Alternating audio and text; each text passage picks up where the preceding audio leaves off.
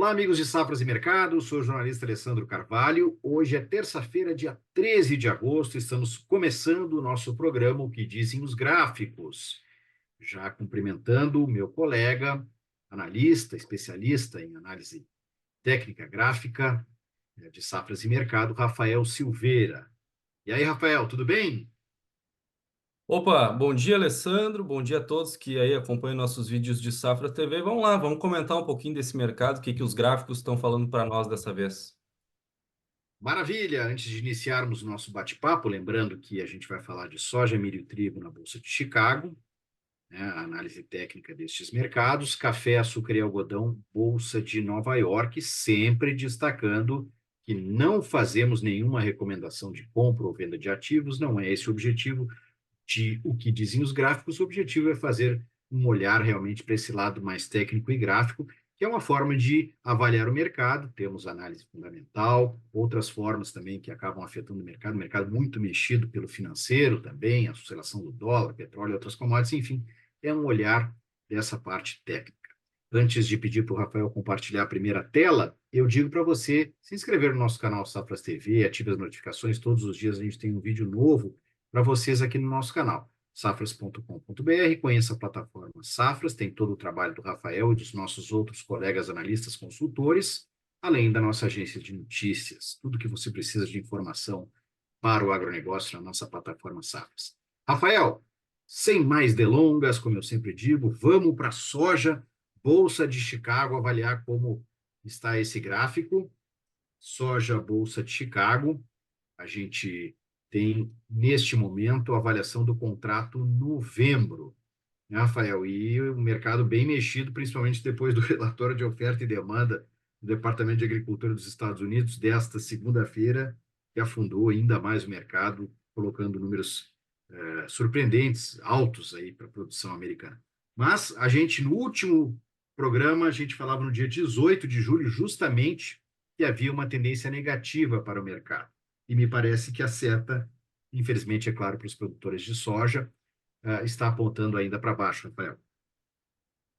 Exatamente, Alessandro. Bom, no nosso último vídeo a gente tinha comentado aí que o mercado seguia uma tendência muito clara de queda, né, com uma progressão aí de topos e fundos, as médias móveis simplesmente acompanhando o preço, né, e poderia ter alguma reação positiva. A gente até teve aqui, mas que a tendência vigente ainda era de queda, né? E agora a gente já tem a soja rompeu ali a marca dos US$ 10 por bushel, tá?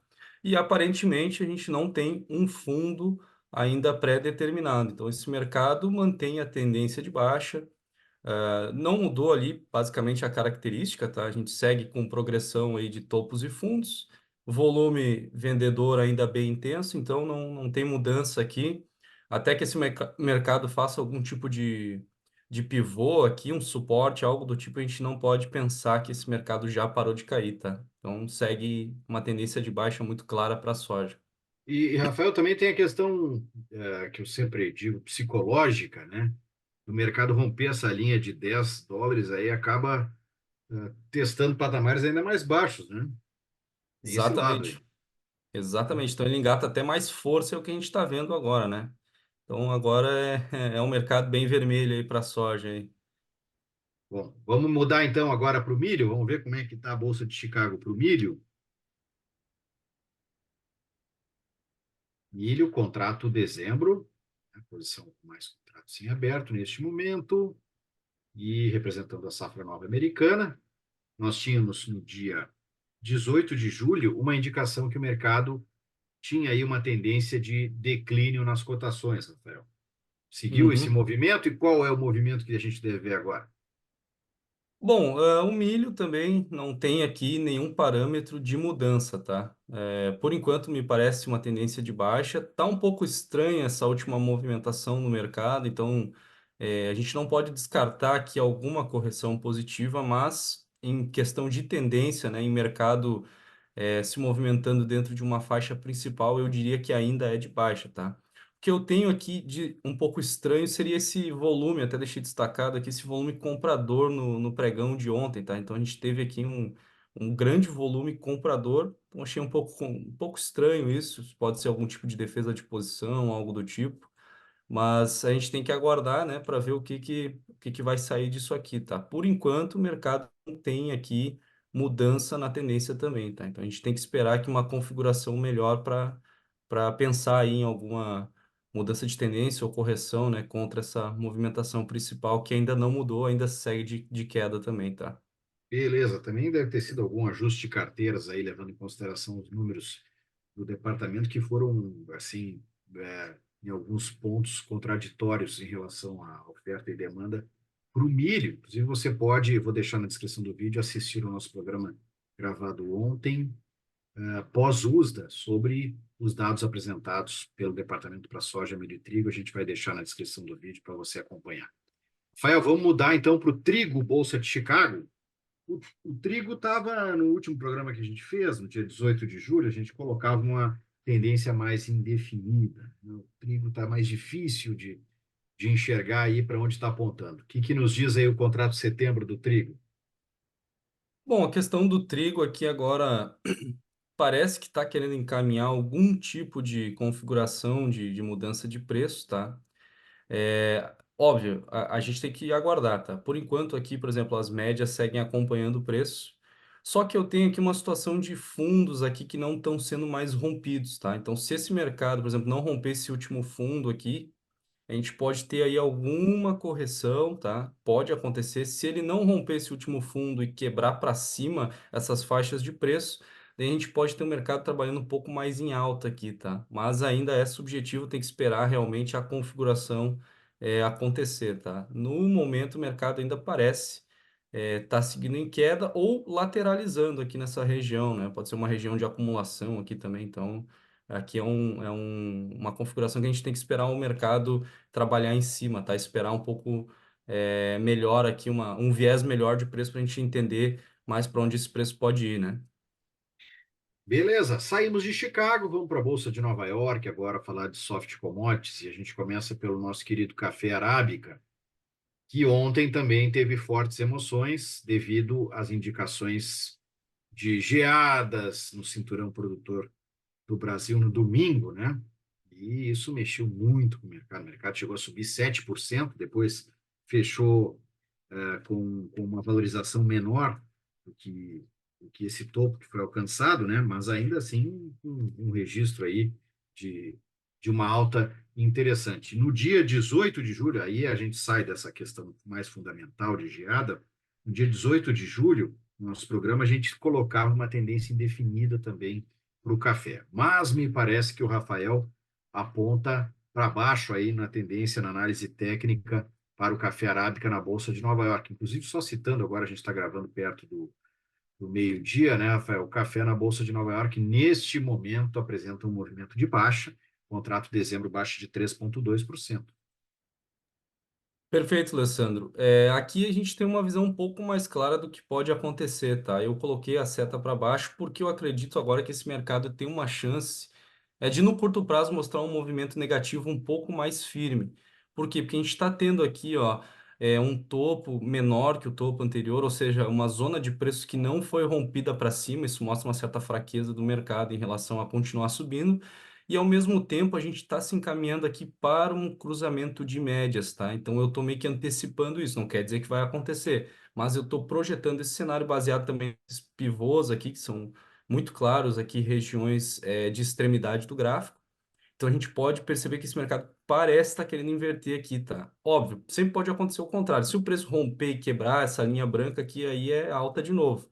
Mas até o momento a configuração me parece que esse mercado quer começar a cair, tá? E provavelmente a gente vai ter um cruzamento de médias aqui e aí se realmente acontecer isso, tiver uma força, o mercado tem alvos bem para baixo, podendo buscar essa região 215 aqui ou até mais baixo aqui nessas regiões de 200 aqui, tá? Então é uma movimentação que eu acredito que pode ser negativa aí no curto prazo, em alguma volatilidade do mercado, né? Beleza, passamos então para o açúcar, Bolsa de Nova York, e o açúcar a gente tem o contrato neste momento, outubro, sobre a variação. E no dia 18 de julho, o último programa que dizia os gráficos, estava difícil também de enxergar mais claramente uma tendência técnica para esse mercado. Como é que está hoje, Rafael? Bom, aqui a gente tinha algumas probabilidades, né? Esse mercado podia tentar testar essa linha branca que dá tendência principal de queda, ou tentar buscar essa região aqui de fundo, foi o que aconteceu, né? Mas a gente não tinha um parâmetro para poder projetar isso, então era simplesmente aguardar uma configuração do mercado, e agora a gente está tendo uma movimentação bem interessante aqui, tá? A gente está tendo aqui, ó, muito claramente dois pivôs de baixa numa região de suporte. Então, isso é um indicativo, não quer dizer que vá mudar, mas é um indicativo que a gente pode ter algum tipo de fundo duplo aqui nessa região, tá? Para que configure realmente esse sinal, o mercado tem que romper esse último topo aqui e aí ter um cruzamento de médias a favor, né, para cima, no caso, a favor de uma alta, e a gente pode ter sim algum tipo de inversão com esse mercado tentando buscar novos topos aqui anteriores como alvo de preço, tá? Mas para que isso aconteça, mais uma vez, a gente tem que ter aqui um rompimento com força nessa região de preço e um cruzamento de médias a favor também, né, desse mercado de alta. Do contrário, esse mercado pode voltar a cair mais, tá? Se perder esse fundo com algum candle de força aqui, algum volume vendedor maior, daí esse mercado segue uma tendência de queda. Então aqui, mesma configuração, a gente tem que aguardar um sinal mais concreto, mas pelo que está indicando aqui, parece que esse mercado quer mostrar algum tipo de inversão aqui nessa região de queda, que é um fundo aí bem estabelecido do preço, né? Show, Rafael. Vamos ver agora a nossa última commodity avaliada, que é o algodão na Bolsa de Nova York. O algodão é o nosso contrato de dezembro. Lembrando que todas essas telas aí que o Rafael está mostrando são da nossa plataforma Safras. Você tem que entrar em safras.com.br, conhecê-la, caso você ainda não a conheça. Pode pedir uma demonstração gratuita, inclusive. Melhor ferramenta que tem no mercado. Vamos lá, Rafael, vamos falar do algodão? E no dia 18 de julho, a gente havia colocado na análise daquele dia que tinha uma tendência positiva para o preço. O mercado está aos solavancos aí ainda, né? Como é que está a situação do algodão? Ele veio caindo aqui, né? Eu acreditei que esse mercado podia quebrar essa linha vermelha aqui, tentar alguma correção para cima, mas a tendência predominante segue de queda, tá? Então, acabou vindo aí em direção contrária, né, ao que a gente imaginava, que eu acreditava que poderia acontecer. E agora aqui também, esse mercado parece um pouco subjetivo, tá? Ele tem indícios de uma tendência de queda ainda, só que ele está afinando mais aqui o preço, tá? Então, pode ser que aqui seja alguma região de correção de preço, porque a gente teve esse último rompimento aqui de fundo, mas não foi com força, tanto que o mercado até já voltou, tentou testar aqui de novo e já está trabalhando em cima de uma média mais curta, tá? Então, aqui também é um pouco subjetivo. A gente tem que aguardar, porque ele pode tanto voltar a cair com força se perder esse fundo aqui anterior, ou então mostrar aí alguma probabilidade, mostrar alguma correção frente a todo esse movimento de queda, tá? Mas aí para isso a gente tem que esperar alguma configuração mais clara e objetiva aí dos indicadores, né, e do próprio preço no gráfico. Show de bola, Rafael. Vou te pedir para tu tirar o compartilhamento. E qual seria o recado final do amigo? Bom, acho que é sempre recomendar para o pessoal acompanhar os nossos vídeos anteriores, até para eles verem, né, de onde é que a gente está fazendo essas análises de agora, se elas batem ali com o que a gente tem falado, né? Então, acho muito importante isso, que a gente sempre deixa bem claro aí onde a gente projeta que o preço pode ir e que sempre a gente está fazendo uma análise, mas não está recomendando nenhum tipo de investimento, tá? Isso aqui é um panorama do mercado baseado aí no que os indicadores, no que o gráfico tá falando para a gente, né? Maravilha! E o meu recado final, Rafael, também reforçando que a gente sempre diz que este vídeo não busca trazer nenhum tipo de recomendação de compra e venda de ativos. É uma análise da parte gráfica técnica desses mercados que a gente apresentou. Nossas redes sociais estão na descrição do vídeo, aparecem na tela, esteja junto com a gente, muito importante. E também na descrição do vídeo, a gente tem os próximos cursos, eventos, lives de safras e mercado. Clica lá que você tem como se inscrever, saber desses cursos, todos os eventos que Safras tem para vocês. Rafael, muito obrigado. Um abraço para ti, um abraço a todos. Muito obrigado, Alessandro. Obrigado, pessoal que acompanha os nossos vídeos da Safras TV.